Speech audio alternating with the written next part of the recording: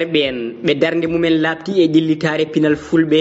jiya o sagata mo darde e golle mum lobbe puŋŋini e boowal. Salif Sarr ko goto e nalankoɓe fulɓe baɗo ko weɗɗa e gon sengo ko dariɗo lang ngam yo yaaru yeeso leñol makko fulɓe ɗillito heppine ɗemgal makko fulfulde ko battaɗo haqqille no feewi saabu baɗe makko ngarɗude ko goto e ɓen taccinɓe pinal wiyoɓe mbimi nayi ɗum ɗo ɓuuri woɗɗude e nder windere nde ngam yo faame pinal leñol makko e nder ɗin nokkuji marto bindi. Salif Sarr yaadi e maggal ha to dowlaji dentude Amérique e ko nandi hen.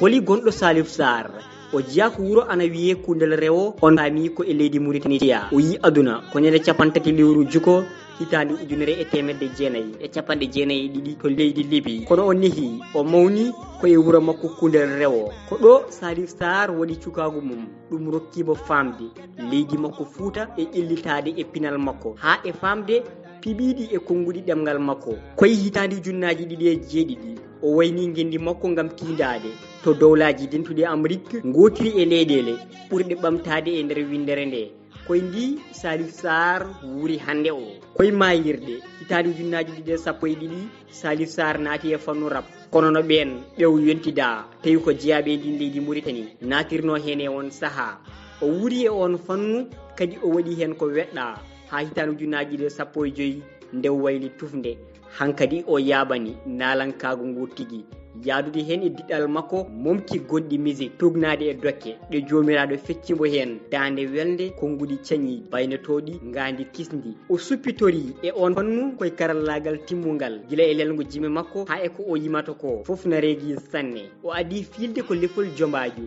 ngol o waɗani ayaw ma mbiyen vidéo ngarɗuɗo sanne rendo ngo ina weltortuno ɗin ayawuji joɗɗi cinkaɗi tawi ko gollaɗi e nokkuji mantiniɗi e windere nde tawi ni jomumen nanata ko yimeteno e ɗin ayawuji hoɓe jarlipteno hen saabu cuɗogol ɗin ayawuji ko ɗi Salif Sarr suɓi wedde rendo ngo tawi homo ɓeydani hen ɓen hoɗaɓe ɗum nande ko jeeɓata ko tawi koye pular labɗo cer mo jillani caggal jombajo Salif Sarr fiili leppi jondi tawi ko pattam lamiji payodinɗi ko wayno lefol makko banam debbo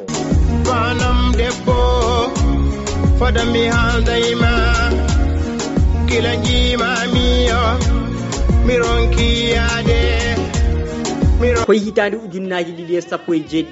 ɓawo hitande fawde ko o fuɗɗi ko nden o waɗi e pencu album makko gadano ana wiye mbiye goo ɗum hollirta ko o puɗɗiɗo kono wona ɗon o haaɗi on album ina somno leppi jonɗi tolno yiɗi e 12 lefol koye ɗin leppi tawete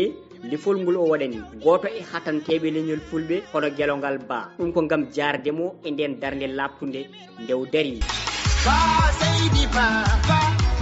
pulloje ba mbiyen ba guelongal ba seydi ba